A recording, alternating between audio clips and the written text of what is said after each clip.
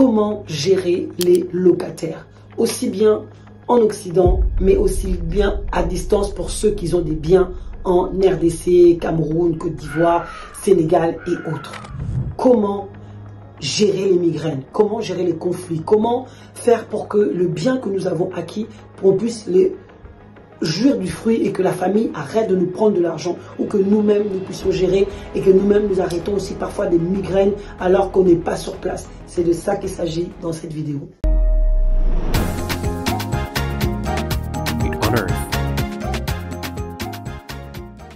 Bonjour à tous, je m'appelle Bijou Kounsi, expert en immobilier, en business. Sur cette chaîne, nous parlons de business, nous parlons de l'immobilier et nous parlons de mindset.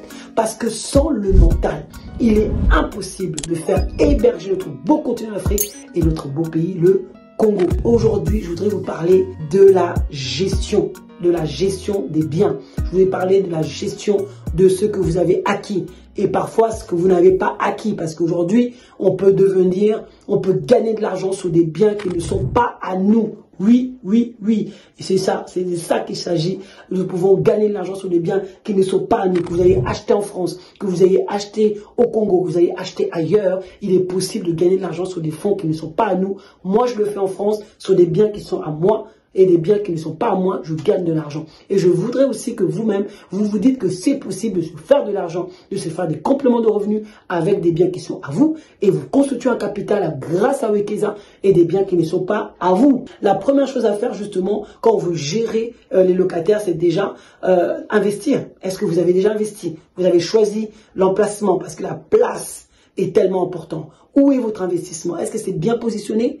Est-ce que c'est bien vos terrains que vous avez achetés? Est-ce que c'est des endroits stratégiques où il y a des projets? Parce qu'il y a tellement de choses que je vois. Des gens qui ont acheté des terrains je ne sais où, avec des secteurs qui ne prendront jamais, ou prendront 300 €, 300 $, 400 $, 500 $.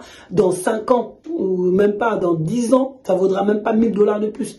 Donc vous voyez, il faut prendre des secteurs qui sont stratégiques. C'est pour ça que Wekeza, notre entreprise, vous permet de vous positionner dans les secteurs Mwanda, Menkao, Maluku, les secteurs à forte valeur ajoutée. Vous l'achetez moins cher aujourd'hui, mais dites-vous que dans 2, 3 ans, 4 ans, vous allez avoir l'expansion. Rien que sur Mwanda, en 2 ans, des terrains que je vendais 2500, aujourd'hui, ils sont vendus à 4500. En 2 ans, même pas l'année dernière, excusez-moi. Vous imaginez, un an et demi après, ça vaut le double pratiquement de sa valeur.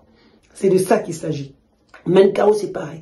Tseléa, des secteurs, c'est pareil. Donc, il faut vous positionner sur des endroits où il faut. Donc, là où est votre bien, où est positionné votre bien, où est positionné votre terrain pour que justement, vous puissiez avoir de la gestion. Et quand vous allez construire, vous allez avoir des locataires. Et quand vous avez acheté un bien, vous allez avoir des locataires. Et quand vous allez peut-être gérer un bien qui n'est pas à vous, vous allez le meubler, le travailler et vous allez avoir des locataires. Et donc, gérer des locataires, ce n'est pas chose facile. Donc, moi, je gère en France. Donc, la France est un peu plus stricte. Je pense que les pays d'Europe, c'est un peu pareil. Donc, les baux sont des baux stricts et beaucoup d'avantages sont donnés aux locataires. Donc on peut pas les virer n'importe comment. Il y a la trêve hivernale qui commence de novembre jusqu'en mars où on peut pas virer les gens n'importe comment, et donc même s'ils ne payent pas, on ne peut pas les virer. Il faut un avis d'expulsion venant du tribunal. Donc vous imaginez, moi j'avais une dinguerie comme ça d'une de nos locatrices. Bon, je sais que ce n'était pas forcément de sa faute, mais là où je la condamnais, c'est de prendre la partie où elle devait de payer qu'une partie et de se retrouver en 6 mois endetté de 3500, et que pour elle, elle dit que c'est la CAF qui doit lui payer, etc. Donc, il y a plein de choses à mettre en place, etc.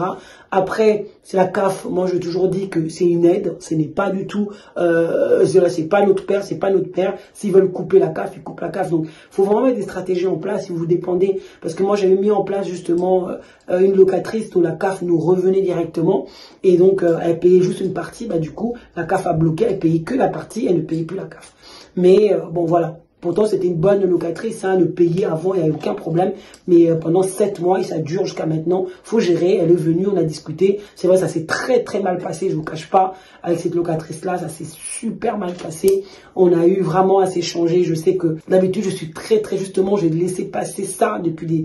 Voilà, même quand il y avait des impayés, des retards, etc. J'ai tellement laissé passer tout le temps. J'étais conciliante, etc.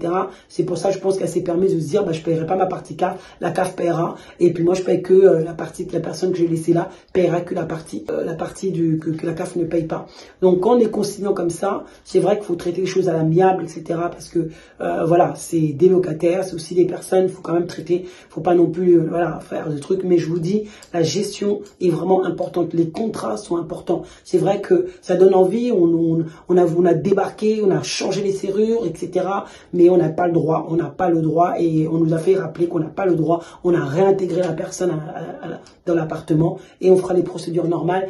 Donc c'est comme ça, c'est pour vous dire que même si les personnes ne payent pas, je ne pense pas que c'est sa volonté de ne pas payer, mais la volonté de la personne, c'est de se dire, ok, la personne aussi, elle est en galère, il faut aussi qu'elle paye, qu'on paye au moins une grosse partie. La CAF, c'est pas avec la CAF qu'elle a signé, c'est la signé avec nous qu'on paye. Enfin, c'est juste ça que les personnes doivent être conscientes. J'espère que vous aussi qui regardez cette vidéo, vous devez aussi, si vous voulez acheter, si vous voulez mettre vos biens en location, si vous voulez faire de la sous-location, il faut juste savoir si vous faites du meublé, parce que c'est possible, il y a plusieurs stratégies. Hein.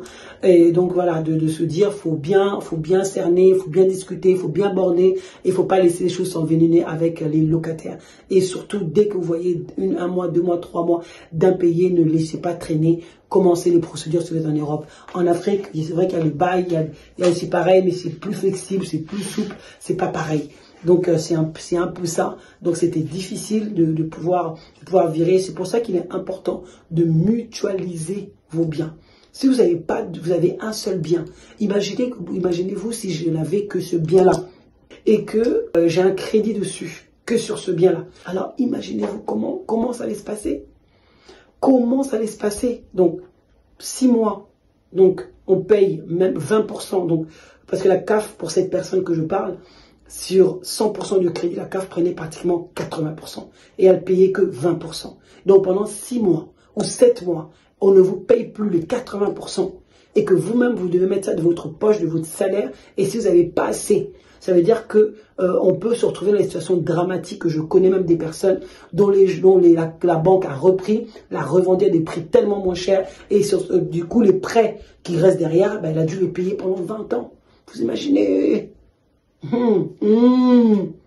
Imaginez-vous. Donc non, c'est vraiment pas possible. Donc c'est pour ça que c'est vraiment important. Restez bien jusqu'à la fin de la vidéo parce que je vais vous dire, c'est qu'il serait vraiment pour éviter ça là. Il y a une chose à faire. Donc, si vous avez qu'un seul bien et que vous avez un prêt dessus et que les personnes ne payent pas, vous êtes dans le risque d'impayé. Même si vous reportez, vous ne pouvez pas le reporter à 6 mois d'échéance auprès de la banque. C'est pas possible. Donc imaginez. Et que même en RNC, c'est encore pire, le taux c'est tellement élevé. Imaginez, vous avez un seul bien, et que la personne ne paye pas, mais c'est la mort, vous vous retrouvez dans une galère mais incroyable, mais impossible même. Impossible. C'est pour ça qu'il y en a qui préfèrent donner leur bien à la gestion. Ils se disent, bah tiens, les personnes vont gérer, j'ai des locations courte durée, les personnes aussi. Donc on va gérer, on va trouver une agence et l'agence va gérer ça. Comme ça, moi, j'ai aucun problème, on me paye, etc. Et je prends une assurance aussi loyer impayé. Sachez qu'en Europe, notamment en France, les loyers impayés pour les personnes qui prennent cette assurance-là, c'est au bout de 3 mois de loyer impayé que l'assurance rentre en vigueur. Donc ça veut dire que si vous voulez prendre à 0 mois, c'est très cher et beaucoup ne le prennent pas. Et souvent les gens ils se disent mais comment ça se fait? Ils se réveillent après, ils n'ont pas vu que la ligne de l'assurance, c'est écrit au bout de 3 mois, 4 mois, voire 6 mois et ils ne l'ont pas lu. Donc c'est ça qu'on se retrouve parfois dans les drames parce qu'ils n'ont pas mis les trésoreries de côté. Sachez que l'investissement locatif, là où vous avez mis, parce que si vous mettez locataire, ça veut dire que vous gérez de manière locative, vous voulez en retirer des bénéfices et ne jamais sortir de l'argent de votre poche, mais au contraire, gagner de l'argent via votre location, ça devient comme un business. C'est un business que vous avez créé, ok? Donc un business veut dire trésorerie, business veut dire de l'argent de côté, business veut dire comment se retourner, réfléchir. On ne fait pas de l'investissement sans réflexion. On ne fait pas de l'investissement sans savoir que les drames peuvent arriver et savoir les anticiper. C'est ça aussi un investisseur. C'est ça aussi une personne qui fait de l'entrepreneuriat, un entrepreneur. Donc il faut absolument que si vous savez que vous avez pris par exemple une agence pour gérer et même des loyers impayés, mettez-vous une trésorerie de 3 mois. Franchement, mettez-vous une trésorerie de 3 mois. Si vous avez qu'un seul bien, je ne vous cache pas, 3 à 6 mois, mettez ça de côté. Comme ça, vous êtes tranquille, ils ne payent pas 1 mois, 2 mois, le temps de faire ces mêmes procédures pour le mettre dehors. Vous avez le temps de vous retourner avec l'argent, même si après, vous pouvez récupérer peut-être un peu de votre ancien locataire. C'est tellement important. Trésorerie, C'est important, bonne gestion, bon contrat et trésorerie. Comme ça, vous prémunissez un peu des petits problèmes, des problématiques que vous allez avoir par rapport à ça. Moi, c'est vraiment le conseil que je vous donne. Et le must, donc le dernier point à laquelle justement vous pouvez avoir une bonne rentabilité et puis une très très bonne rentabilité, gagner énormément d'argent avec votre maison ou la maison qui n'est pas à vous, des appartements qui ne sont pas à vous ou des appartements qui sont à vous, peu importe, parce qu'aujourd'hui on peut gagner de l'argent avec tout. C'est la LCD, location courte durée. Avec les plateformes comme Airbnb et d'autres plateformes avec lesquelles nous utilisons, vous êtes tranquille. Il n'y a plus cette histoire terminée. Plus d'histoire de oui, il n'a pas payé, il n'a pas fait ceci, il n'est pas là, il a fait de retard de paiement, blablabla, blablabla. Terminé. Au moins là, vous avez une personne qui arrive, 3 jours, une semaine, un mois, vous verse, voilà, peut-être vous allez gagner 1000 euros, 2000 euros net par mois. Net par mois. Ça dépend, le bien est situé, c'est toujours pareil. L'emplacement, l'emplacement, l'emplacement. Important. Bien situé. Voilà, si on est en Afrique, bien gérer l'électricité, l'eau et la gestion clientèle. C'est la clé. En Europe, c'est pareil, c'est la clé. Bien géré. Mais c'est vrai que c'est chronophage. Est-ce qu'on est prêt à gérer ça à distance? Est-ce qu'on est prêt? C'est de ça qu'il s'agit aussi. C'est chronophage. Au bout de 2 jours, moi j'ai commencé en 2019 de faire une location courte durée. Tous les 2 jours, il y a une personne qui rentrait, qui sortait, entrait, sortait, allait rentrer, allait sortir. Parce que je voulais gérer d'abord moi-même toute la ligne. Je faisais le ménage moi-même. Je le faisais montrer moi-même parce que je voulais connaître le temps que je mets pour le ménage. Connaître les typologies de clients. Savoir leur psychologie. Je voulais tout gérer. J'ai fait ça pendant 1 an. Donc, je faisais et bien sûr, ça a rapporté. Au moins, je sais qu'il n'y a pas d'histoire de loyer à payer, toutes ces histoires, ça n'existe pas. Et la personne partait et revenait, donc c'était vraiment top. Après, je commençais à mettre des personnes un peu plus longues, jusqu'à ce que j'ai commencé à mélanger les stratégies comme ça. On mutualise les risques et moins de problèmes. Donc ça c'est important. Et maintenant, pour éviter l'histoire du chronophage, là, justement, d'aller tout le temps. Vous êtes en France, vous êtes en Occident, vous êtes ailleurs, vous voulez prendre un bien qui se trouve au Congo, par exemple, en Afrique, partout, et vous ne savez pas comment faire. Vous avez des logements, vous avez des biens qui sont magnifiques, mais vous ne savez pas comment faire pour les gérer. Sachez qu'il y a des agences, oui, qui en fait partie, de pouvoir faire des gestions, de vous mettre ce bien-là, après en faire des gestions de courte durée, des LCD.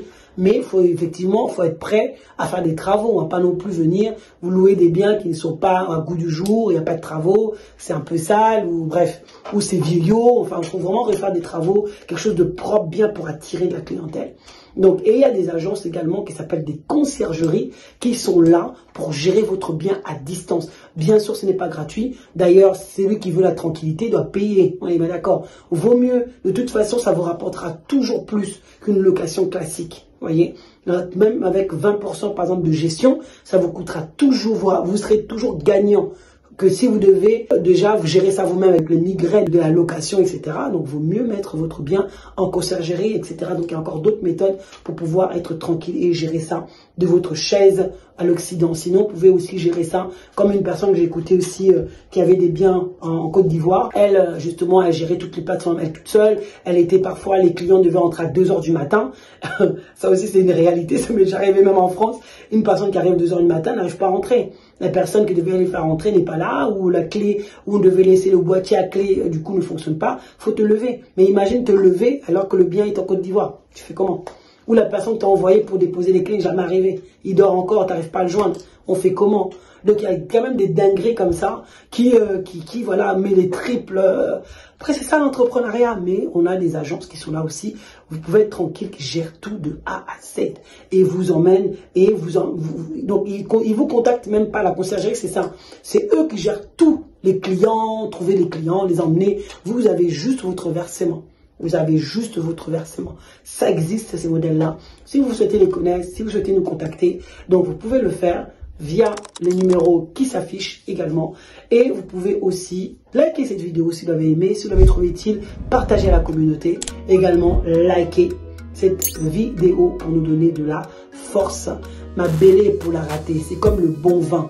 plus c'est vieux, plus c'est bon. Donc abonnez-vous s'il vous plaît à la chaîne pour faire monter cette chaîne. Et en même temps, avec on a des terrains à Moanda, proche de l'océan, du lac, des rivières. En tout cas, le Moanda est juste extraordinaire, à 1 heure d'avion de Kinshasa. Donc, vous êtes à Moanda, balnéaire, site touristique. Donc, waouh! Donc, juste de quoi rêver. À Menkao également, à 45 minutes en voiture de Kinshasa centre, parce que c'est aussi Kinshasa, des secteurs magnifiques, des coins extraordinaires où vous pouvez vous retrouver à des trucs. Vous pouvez tellement faire des choses extraordinaires. Donc, je vous assure, il est temps que vous puissiez investir sur vous-même et aussi dans votre pays pour lui donner un développement. C'est que par vous, c'est que par nous, c'est que avec les locaux que les choses iront de l'avant. Je compte sur vous et je vous dis à bientôt lors d'une prochaine vidéo. Ciao, ciao!